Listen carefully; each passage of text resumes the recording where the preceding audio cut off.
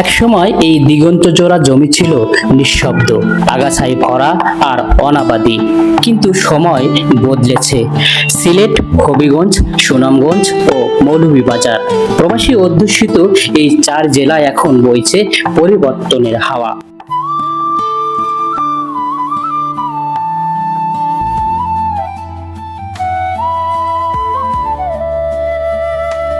সবুজের এই বিপ্লব কেবল প্রকৃতির নয়, বরং এক পরিকল্পিত সমৃদ্ধির গল্প। আপনাদের যে এলাকায় যে কৃষি যেটা দেখছেন, এটা কি আজ থেকে 40-50 বছর আগে এরকম ছিল? ছিল না, ঠিক না? ছিল না। তাহলে আস্তে আস্তে এই যে 40-50 বছরে কৃষির যে বিবর্তন হয়েছে, বিবর্তন হয়ে আজকে আপনারা এই মাঠে এখানে এই গ্রামকে ঘোষণা করেছেন করলা গ্রাম, ঠিক না?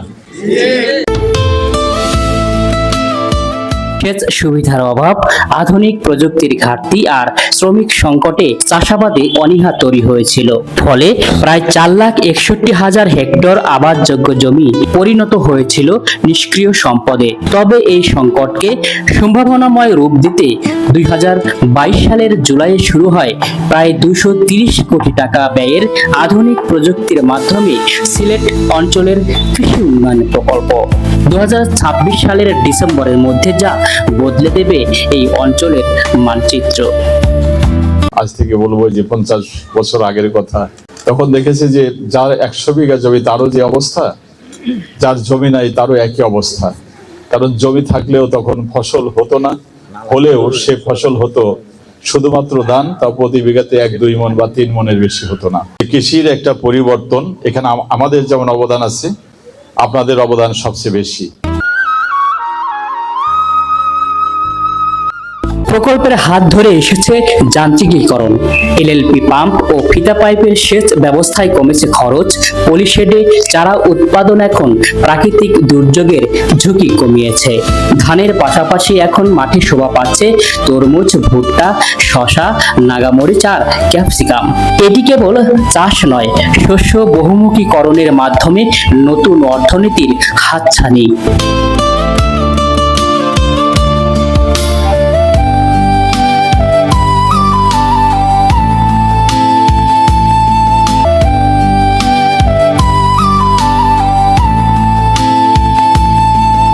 এই পরিবর্তনের বড় উদাহরণ গোলাপগঞ্জের রুস্তমপুর গ্রাম।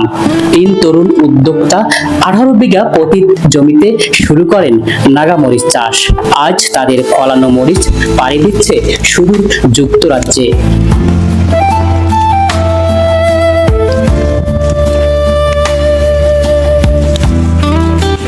নাগামরিচ আসি তো নাগাল্যান্ড রাজ্য, ওখান থেকে নিয়ে আসছে।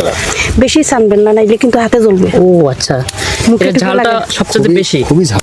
আচ্ছা, জাল এবং গ্রান, খুবই গ্রান।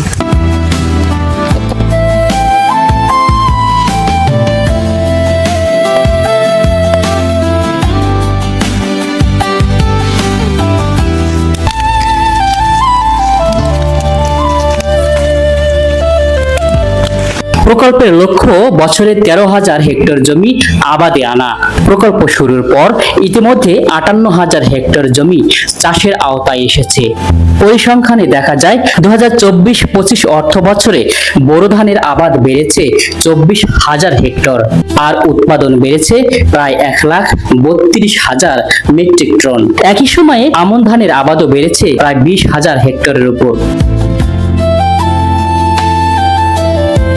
সুন্দর ফসল হয়েছে। আমি এই 2 দিন সিলেট অঞ্চলে ঘুরে এই প্রকল্পের যে কার্যক্রম যেগুলো দেখলাম, এই এলাকার আরেকটা সমস্যা যেটা ব্যাপক জমি আসলে সেচের অভাবের কারণে পতিত থাকতো, সেই পতিত জমিগুলোকে এই প্রকল্পের মাধ্যমে উচ্চ মূল্যের ফসল দিয়ে কিভাবে আবাদে আনা যায় সেই কৌশলগুলো নিয়ে এখানে কাজ করা হচ্ছে। আমি মনে করি যে এই প্রকল্পের যে কার্যক্রম, এই কার্যক্রমগুলোর দ্বারা এই এলাকার কৃষির ব্যাপক একটা পরিবর্তন যেটা দেখা যাচ্ছে, এবং কৃষক ভাইদের সাথে আলাপ করে যেটা জানা গেল, আগে যে জমিগুলো পতিত থাকতো এখন সেগুলো এই উচ্চ মূল্যের ফসল তারা আবাদ করে লাভবান হচ্ছে। সামনের এই প্রকল্পের কার্যক্রম আরো আমার মনে হয় বৃদ্ধি করা দরকার, এবং এ ব্যাপারে আমাদের কৃষি সম্প্রসারণ অধিদপ্তরের পক্ষ থেকে আমরা এই প্রকল্পটা যাতে আরো ব্যাপক আকারে, বেশি আকারে, আরো অন্যান্য টেকনোলজি যেগুলো আমরা মাঠে করতে গিয়ে গ্যাপ দেখেছি সেগুলো যাতে অ্যাড্রেস করতে পারি, সে বিষয়গুলো আমরা এখানে অন্তর্ভুক্ত করব। এবং এই এলাকার আরেকটা সমস্যা যেটা দেখলাম কিছু কিছু এলাকায়, সেটা হচ্ছে যে বিন্না নামের যে আগাছা, যেটা এই আগাছাগুলো থাকার কারণে সেই জমিগুলো পতিত পড়ে আছে। কাজেই এখানে যদি ডিপ ফ্লাওয়ারের মাধ্যমে চাকতি নাঙ্গলের যদি সরবরাহ করা যায় সরকারিভাবে, অথবা অন্য কোনো উপায়ে যারা এর সাথে সংশ্লিষ্ট তাদের মাধ্যমে, তাহলে ওই জমিগুলো আমার মনে হয় আবাদের আওতায় আনা সম্ভব। সরিষা, ভুট্টা ও তিলের চাষ এখন প্রায় দ্বিগুণ। এছাড়া মাসকলাই, চীনাবাদাম, তরমুজ, পেঁয়াজ, আদা, হলুদ, ধনিয়া, মরিচ, লতিকচু, মিষ্টি আলু, সবজি ও ফল বাগানে হাজার হাজার হেক্টর জমি যুক্ত হয়েছে।